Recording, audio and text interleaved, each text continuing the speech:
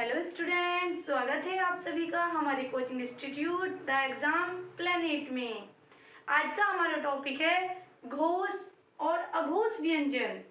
तो हम आज जानेंगे कि घोष और अघोष व्यंजन में क्या डिफरेंस होता है, क्या भिन्नता होती है। जो अघोष व्यंजन होते हैं हमारे, पहले आते हैं हमारे अघोष व्यंजन। किसी भी वर्ग के, वर्गीय व्यंजन के किसी भी वर्ग के जो पहले और दूसरे यानी स्टार्टिंग के जो व्यंजन आते हैं, पहले और दूसरे, जैसे क वर्ग में क ख, च वर्ग में च छ, ट वर्ग में ट ठ और त वर्ग में त थ और प वर्ग में प फ, ये हमारे क्या हुए अघोष व्यंजन।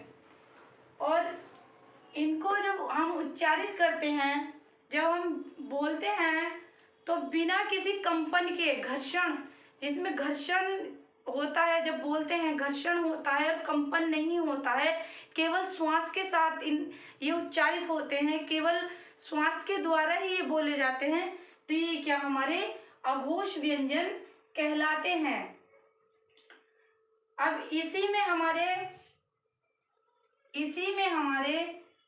ऊष्म व्यंजन, तीन और ऊष्म व्यंजन आते हैं, जैसे श,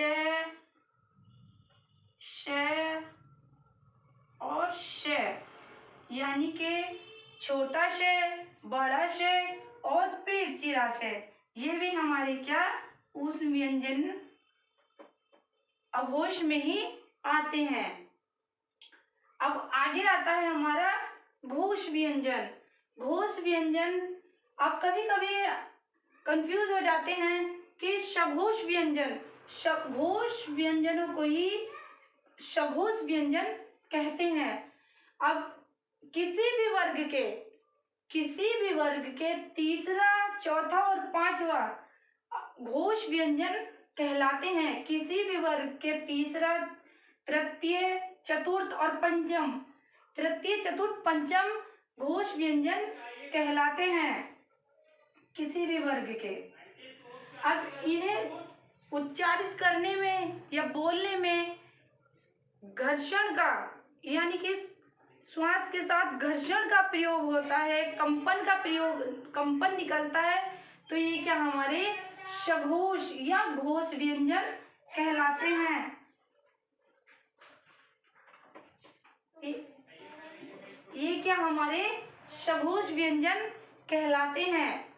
अब जैसे ग घ अंग, ज झ इया, ड ढ अण, द ध न, ब भ म, ये हमारे घोष व्यंजन कहलाते हैं।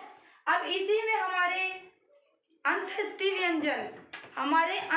व्यंजन भी इसी में आते हैं, जैसे य, र, ल और वो। और एक ऊष्म व्यंजन, हमारे ऊष्म व्यंजन कितने, चार होते हैं, जैसे श, श और ह। जो हमारा ह होता है, ये हमारा ऊष्म व्यंजन इसी में आता है। और जो हमारे 11 स्वर होते हैं, वो भी हमारे किसमें, घोष व्यंजनों में ही आते हैं, जैसे ए, आ, ई, उ, बड़ा ऊ, ऋष, ए, आई, ओ और औ। ये भी क्या हमारे घोष व्यंजनों में ही आते हैं। अब अघोष व्यंजनों की संख्या कितनी होती है? अघोष व्यंजनों की संख्या कितनी होती है? जैसे हम दो का 5 बार मेल करेंगे तो कितना आएगा हमारा 10 और 3 ये हुए 13। तो इनकी संख्या कितनी होगी हमारी? 13। इनकी संख्या होगी हमारी अघोष व्यंजनों की 13। और जो हमारे घोष व्यंजन है, इनको अगर हम 3 का 5 बार मेल करेंगे तो 15 ये हुए, और 4 हमारे अंतःस्थ व्यंजन, एक ऊष्म था, ये भी 5 हुए, तो 5 ये हुए, तो 20 हुए, 20 और 11 हमारे ये स्वर इसमें ही जोड़ेंगे हम, तो कितना हुआ हमारे ये 31 हमारे हुए। ये जैसे हमें याद रखना है कि घोष कितने होते हैं 31, और इसको उल्टा करके लिखेंगे हम, उल्टा करके 1 को पहले और 3 को बाद में, तो हमारा अघोष व्यंजन आ जाएंगे।